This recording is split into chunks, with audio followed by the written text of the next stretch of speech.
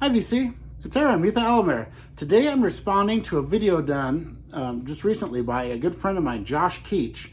And he's got a great channel, go check him out and check his video out. It's called Why I Hate Glam Metal. Now I thought I needed to do a response to this because my whole life I have been put in this position of, I love glam metal. And so a lot of people give me a lot of grief over it, and they always have. And, a lot of my friends liked it too. So we had kind of a core group that kind of stuck together and, really rallied behind it.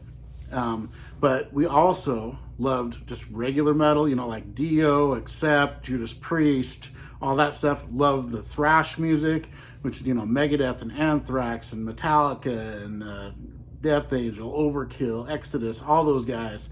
And even some more extreme metal like King Diamond and Merciful Fate, stuff that was extreme back then. So, and like Danzig, I love it all. But there's also parts I don't like in every genre, just like everybody. I don't love everything, I don't hate everything, but I don't ever just hate one specific genre usually. I'll have to admit, I'm not a big fan of metalcore because it's just a constant blast beat, and I like a little variety, but I think the music's still good, it's still good stuff. I like all the metal. The new metal I have problems with here and there, but there's always a little bit I like of, someone here or there I like. And that's just like everything. Every genre, I like some a lot, some very little, but there's always, from the ones I like a lot, some I don't like, and always from some that I don't like at all, always a few that I really like. So that's just how I've always been.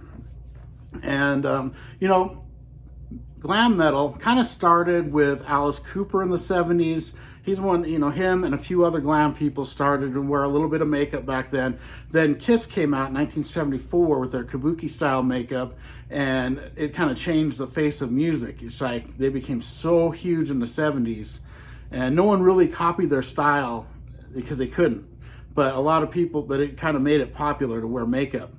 And then, I was born in 1970, so by 1980, I was 10 years old. I was deeply into music, but I was liking all kinds of stuff. I was like really big into Greg Kihn, Duran Duran, all the Cars, all that stuff like that, the Police. And I also was getting into heavy metal at the same time. And I still love all that music. Now, over the years, and from about my mid-teens and to current, my favorite forms of music are hard rock and heavy metal. And it's not really changed. They're my favorite. But of course, there's a few of the bands I don't like, but most of them I do. And by the mid 80s, MTV came out. And so everybody was, that's how I was digesting most of my music, was through MTV, seeing the videos.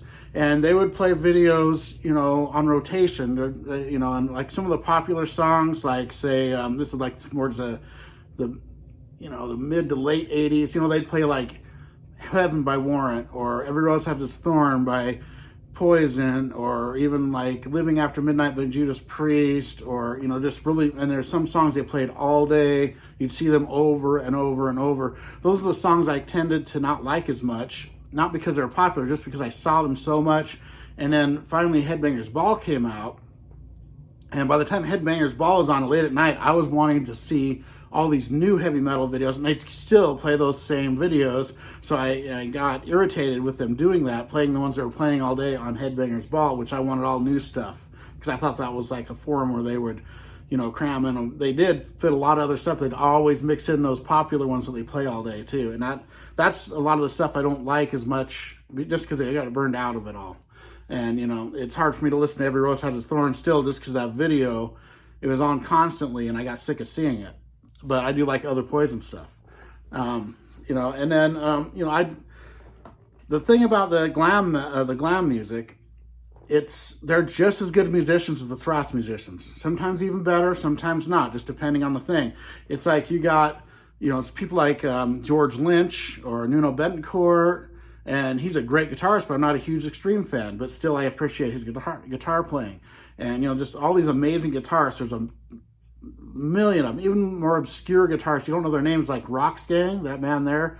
Total sleaze makeup band, but their guitarists are amazing, and they just shred all the way through. And I get what Josh was saying about the choruses. They can become repetitive, and it's just not his thing, and it's cool. Josh is one of the cool ones. He he respects that other people like it. He just doesn't like it, and that's what's cool. And that's how everyone should be, you know. Respect everyone else, but have your own opinion and don't let others sway you. And so, you know, I became where I didn't like the ballads and the popular songs as much, except for ballads that weren't played. You know, a lot of them, like Sweet F.A., their ballads were never played, so I still love them. And, you know, I think they're some of the best songs. But there are some weaker stuff in there, but there's just such great musicianship. For example, take this band, White Lion. Now, White Lion is a glam, you know, everyone put them in the glam, and hair metal is a retroactive term. It was never used back when the music was going. No one ever said hair metal back then. It was glam or just heavy metal. And people started categorizing everything later on, and it became a big mess, I think. I don't like the categorization of the music as much, where it's all these subgenres. I just think it's all, if it's music's good, it's good. If it isn't, it isn't. But White Lion is a lot of the thrash or the heavy metal guys, the pure metal, can't stand White Lion. They just don't like them. They think they're a bunch of fluff and nothing to them. But this guitarist here, Vito Bratta, one of the best guitarists in the history of music. He's amazing. And the really cool thing is White Lion. This is the drummer, Greg D'Angelo. He played with Megadeth for a while. James Lomenzo. The bass player, also played with Megadeth on a couple records. So, you know, if these guys weren't good musicians, how are they playing with Megadeth? It's like, and that's just one example. There's great musicians through all the genres. And I don't like glam metal or thrash metal or speed metal any better than the other. And I like them all a lot. I mean, I tend to go towards the heavier side of glam, which is like the sleaze metal. That's the stuff I love the best. Like the more obscure ones like Spread Eagle, Sweet F.A., stuff like that. It's what, like, my favorite stuff. Along with, like, you know, Anthrax and Megadeth. And I just love it. I love all that stuff.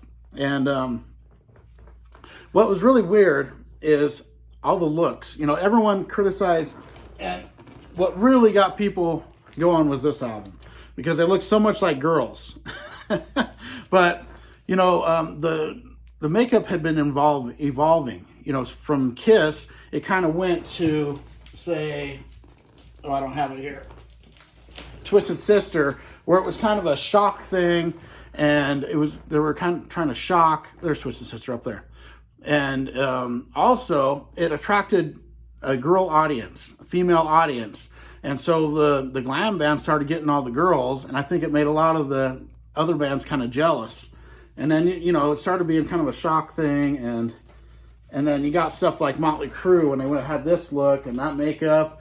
And then after that, it went from that stage to this, to the Poison and Pretty Boy Floyd, stuff like that. And then people started saying, oh, they're wimpy, they can't play. It's not the case. They're all really good bands.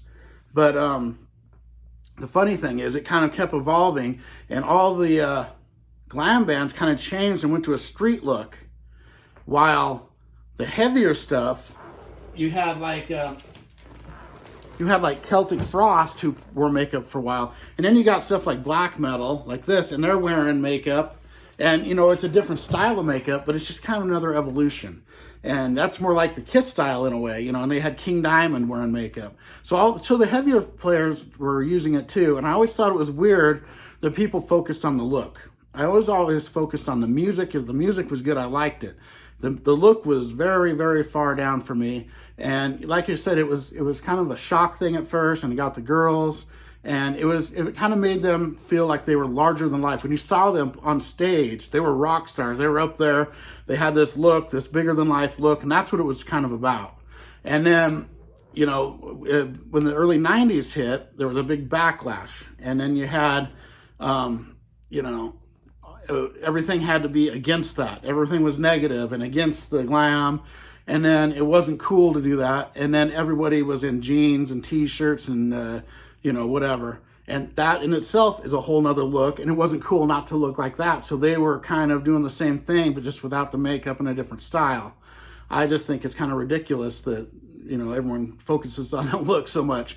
And to me, it's really weird, because you find glam metal fans, or, you know, as people say, hair metal, and they very rarely say, oh, this band changed their look and I don't like them this time. It's usually the heavier metal guys they'll be talking about a band, like one of their favorite bands, like say Celtic Frost, and they didn't look like that. Then they had makeup, and then they didn't, and why'd they do the look? And I couldn't stand them. They looked like this, and I don't understand that. It doesn't matter what you look like; it's the music. But that's just me. And I'd like to get to a thing that I've been thinking about for a long time, and it's the metal elitism. There's a lot of people in the VC, out of the VC. Most of the VC people aren't like this, but it's everywhere. And if you don't like exactly what they like, you only like metal and this style of metal, then they don't like you. And that's really weird. I mean, I like all of the people. I like, I'm great friends, with all the 4 Horsemen, 6 Horsemen guys now, and we all like all different styles, but I'm also friends with like Scott Waters, who's a pure metal guy almost, and then Sam St. John, who's almost like a folk guy. So, and everything in between, I'm friends with everybody, and I just think that's the metal elitism. And there's also elitism in other categories. There's people that don't like me because I like heavy metal. There's people that love me because I like heavy metal. And there's some people, it goes with all different things. It's just weird to me, elitism in the music. And so I just wanted to put my 2 cents in on this. And everyone go check out Josh's video. He's a great guy, and he's not a metal elitist. He loves his metal, and he loves certain styles of it, doesn't like others. And that's cool. Everyone has their own thing, and that's how it should be. And all right, everyone, have a great day. I will see you later.